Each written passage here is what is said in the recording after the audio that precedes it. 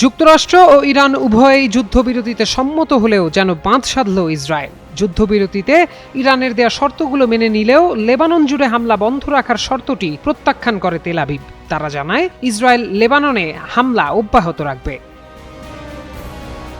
তারই প্রেক্ষিতে এবার লেবানন জুড়ে ভয়াবহ হামলা চালিয়েছে ইসরায়েল। বুধবার বৈরুতের দক্ষিণাঞ্চলীয় উপশহরগুলোতে হামলা চালায় তেল আবিব। তাদের দাবি 10 মিনিটেরও কম সময়ে 100টি স্থানে হামলা চালানো হয়েছে।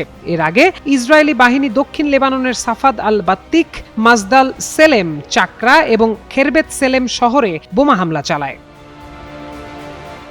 লেবাননের ইতিহাসে ভয়ঙ্কর এ হামলায় অন্তত 254 জনের প্রাণ গেছে বলে জানিয়েছে কাতার ভিত্তিক সংবাদ মাধ্যম আল জাজিরা। এছাড়াও হামলায় অন্তত 1165 জন আহতের খবর দিয়েছে দেশটির সিভিল ডিফেন্স। নন ইনভার্টার এসির দামে ঘরে আনুন বিদ্যুৎ সাশ্রয়ী ইনভার্টার এসি।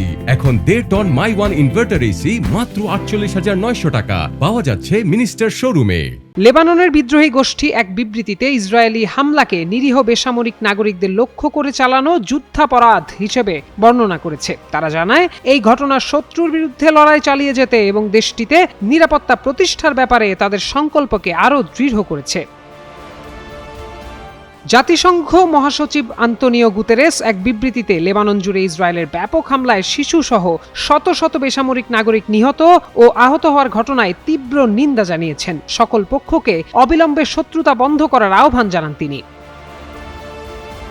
এদিকে ইরানি কর্মকর্তারা বলছেন যুদ্ধবিরতি চুক্তিতে লেবাননকে অন্তর্ভুক্ত করা হয়নি বলে দাবি করে যুক্তরাষ্ট্র ও ইসরায়েল চুক্তির শর্ত ভঙ্গ করেছে। এর ফল ভালো হবে না বলে হুঁশিয়ারি দিয়েছেন তারা। প্রত্যয় দাস, যুগান্তর নিউজ।